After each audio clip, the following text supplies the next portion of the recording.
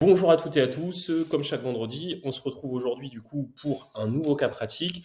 Aujourd'hui, on est sur un cas du coup très intéressant. On est sur un immeuble dans les 200 000 euros, juste à côté de la gare de Cambrai. Donc du coup, top emplacement à Cambrai. Le bâtiment, il est vraiment très patrimonial, il a beaucoup de caractère et on va du coup pouvoir mixer entre de la location à l'année et de la location courte durée. Je vais vous montrer les chiffres. Déjà en location à l'année, on est à plus de 9% de rentabilité. Donc encore une fois, à Cambrai, c'est très très compliqué de trouver de la rentabilité. On a négocié plus de 30 000 euros sur le bien. Il est en vente à plus de 180 000 euros. On a réussi à le négocier à 150 000 euros. Pourquoi? Parce qu'en fait, c'est un projet. La complexité de ce projet et ce qui a fait qu'on a réussi à créer de la valeur justement pour sortir une telle rentabilité, c'est toute la partie rénovation énergétique, permis de louer. Parce que là, en fait, un investisseur débutant ou une personne qui veut investir dans l'immobilier mais qui n'a jamais investi pouvait difficilement se positionner sur ce type de dossier parce qu'il y a des appartements F, en G, il y a déjà des locataires en place. Est-ce qu'on fait les travaux? Est-ce qu'on les fait pas? Combien ça va nous coûter? Est-ce que vraiment, une fois les travaux effectués, on va réussir à avoir les permis de louer? Tout ce genre de questions, du coup, que se pose le néo-investisseur et qui font que fait ce type de personnes? En fait, ils vont voir le bien d'à côté et ils vont acheter un produit à 7% de rentabilité parce que ils ont peur justement de se positionner sur des dossiers comme ça. Et c'est là aussi justement où on a toute notre technicité. Je vais vous montrer donc les chiffres en location classique. Donc 157 000 euros d'acquisition, on était à quasi 190 000 euros affichés. Les frais de notaire, les travaux, le budget immobilier qui comprend le montage. Donc maintenant, on a vraiment un partenariat avec notre architecte décoratrice d'intérieur. On a vraiment des prix en fait par taille en appartement, par type de produit, avec les prix inhérents aussi à la pose. Et au moins, tout est processé, tout est automatisé, ce qui nous permet vraiment de ne plus avoir aucune surprise sur nos budgets immobiliers et sur nos budgets pose. Et on les intègre bien évidemment dans vos chiffres.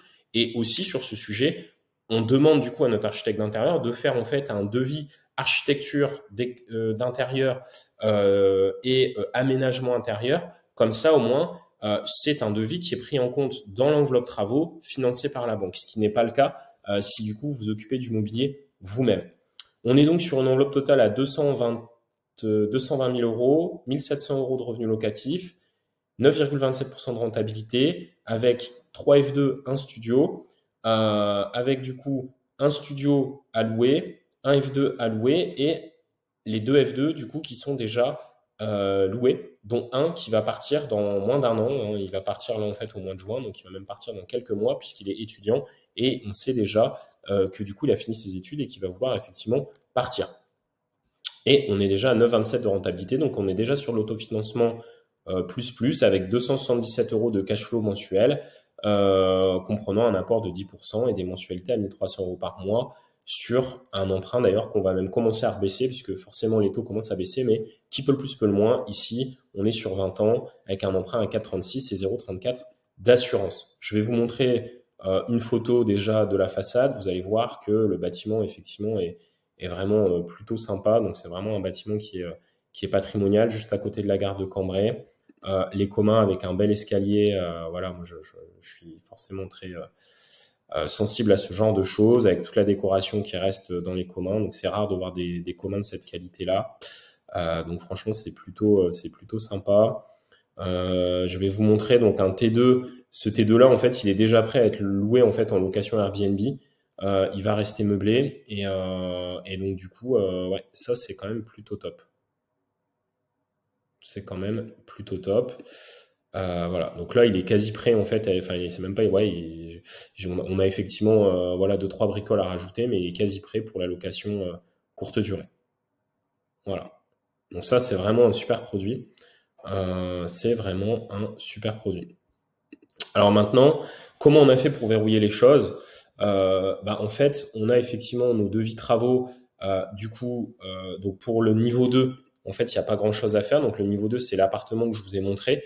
Il y a juste en fait une pose d'une VMC pour du coup augmenter justement les flux d'air dans cet appartement, éviter d'avoir de la moisissure, éviter d'avoir de l'humidité, etc., etc. Et on avait compté une cuisinette complète, mais on n'est même pas sûr de la mettre. Mais en tout cas, qui peut le plus, peut le moins, encore une fois. Je préfère rajouter des choses qu'on va supprimer après avec nos clients que l'inverse. et que de vendre une rentabilité à mon client et qu'en fait, il se rende compte que j'ai mis 20 000 euros de travaux, mais qu'en fait, on va être à 40 000 euros de travaux. Voilà. Donc, au moins, on est tranquille. Au moins, on est tranquille. Là, on a le devis effectivement pour le studio. Donc là, vous voyez, on a carrément des plans.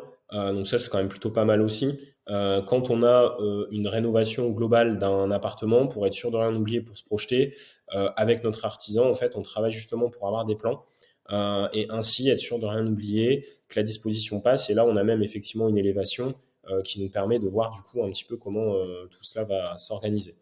Voilà. Et tout en corrélation avec les permis de louer, parce qu'ici, la problématique, c'est que la mezzanine, en fait, était trop basse, et du coup, en fait, on n'avait pas le volume en mètres cubes qui nous permettait, du coup, d'avoir les surfaces nécessaires pour l'obtention des permis de louer. C'est pour ça on va du coup démonter toute la mezzanine pour refaire une mezzanine plus haute, et effectivement, pour modifier, du coup, tout l'espace. Voilà. Donc, pour vous montrer quand même aussi jusqu'où on pousse la réflexion sur nos devis et sur nos organisations d'espace. Ça, donc là, c'est un autre appartement du coup qui est loué, sur lequel on a budgété, donc sur les 15 000 euros de travaux.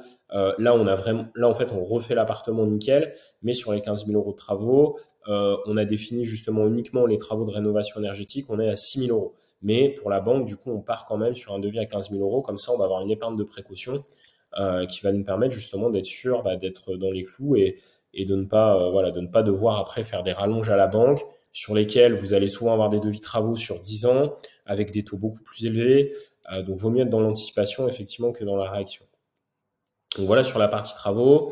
On est, nous, en contact avec l'ensemble des interlocuteurs permis de louer sur l'ensemble du territoire sur lequel on propose des immeubles à la vente. Donc, on a le contact des permis de louer à l'agglo de Cambrai, Valenciennes, Maubeuge, Denain, Lamel, donc métropole européenne de Lille. Et donc, en fait, au moins, effectivement, on a vraiment les contacts sur 100% des zones sur lesquelles on intervient. Et ça, ce qui nous permet aussi, pour la petite astuce, c'est que souvent, les personnes au permis de louer à l'agglo, en fait, ils savent s'il y a des mesures de l'ARS. Donc l'ARS, en fait, c'est, je vais vulgariser, mais les services sociaux pour les locataires. Donc souvent, quand il y a des problèmes entre locataires et propriétaires, ou que le locataire, en fait, a envie d'avoir un logement social, il va se plaindre à l'ARS, il dit oui, mon logement est insalubre. Et là, du coup, vous avez l'ARS qui passe et vous avez potentiellement des arrêtés préfectoraux sur les immeubles. Et ça, si le vendeur vous le dit pas, on va signer le compromis, on ne sait pas. Après, vous êtes propriétaire d'un appartement que vous pouvez pas louer. Donc nous, l'avantage, c'est que comme on a les contacts aujourd'hui effectivement en direct, on leur demande du coup s'il y a des arrêtés préfectoraux sur l'immeuble, que ce soit pour insalubrité, péril ou autre. Et ça, du coup, c'est hyper important parce que si le vendeur vous le dit pas, vous pouvez effectivement après aller en procédure contentieuse avec le vendeur. Par contre, ça va prendre des années, vous n'êtes pas sûr de récupérer de l'argent, donc on préfère anticiper encore une fois que guérir. Et donc du coup, là, par exemple, voilà, on a un mail en fait de la mairie donc de Cambrai. Qui nous dit suite à Monsieur Duval son passage, etc. Voilà ce qu'il faut faire et ça sera ok effectivement pour le permis de louer. Parce que le responsable des permis de louer de Cambrai est venu sur place faire la visite avec nous et nos artisans pour valider que les travaux qu'on avait budgétés dans nos devis allaient effectivement permettre d'obtenir le permis de louer. Et c'est pour ça qu'en fait ce type de dossier, c'est vraiment un dossier où soit vous êtes professionnel, vous faites que ça du matin au soir, vous savez tout ce qu'il faut verrouiller, soit en fait vous êtes particulier qui veut investir dans l'immobilier. Et là, je suis désolé de vous dire que vous risquez d'avoir énormément de surprises. Et c'est pas vous risquez, c'est que vous allez vous prendre plein de trucs dans la tronche parce que vous allez découvrir la complexité de la rénovation énergétique en 2024 en France. Vous allez découvrir la complexité pour l'obtention des permis de louer, toute la partie administrative en fait qui peut vraiment vous coûter très cher, qui peut avoir un impact considérable sur les loyers que vous allez devoir appliquer sur vos lots et de fait qui va avoir un impact énorme sur votre rentabilité. Donc voilà un petit peu ce que je voulais vous montrer sur ce dossier. Pareil sur la conciergerie, du coup après on a notre partenaire sur la conciergerie pour faire tourner les chiffres et là vous voyez je sors à 17% de rentabilité sans prendre en compte les charges eau électricité. Si je prends les charges eau électricité, je l'ai pas ici mais je l'avais retourné avec le client, on est à peu près à 14% de rentabilité. Avec une conciergerie qui prend 25% des loyers, les frais de ménage inclus, les frais d'énergie inclus, donc eau, électricité, la box, Netflix, etc. On sort encore à 14% de rentabilité avec 3 des 4 appartements en location courte durée. Donc c'est un super projet et je le répète, en location à l'année, on est déjà à 9,27 en face du coup de la gare de Cambrai sur un bâtiment, comme vous l'avez vu, qui est vraiment très patrimonial. J'espère que cette vidéo vous a plu.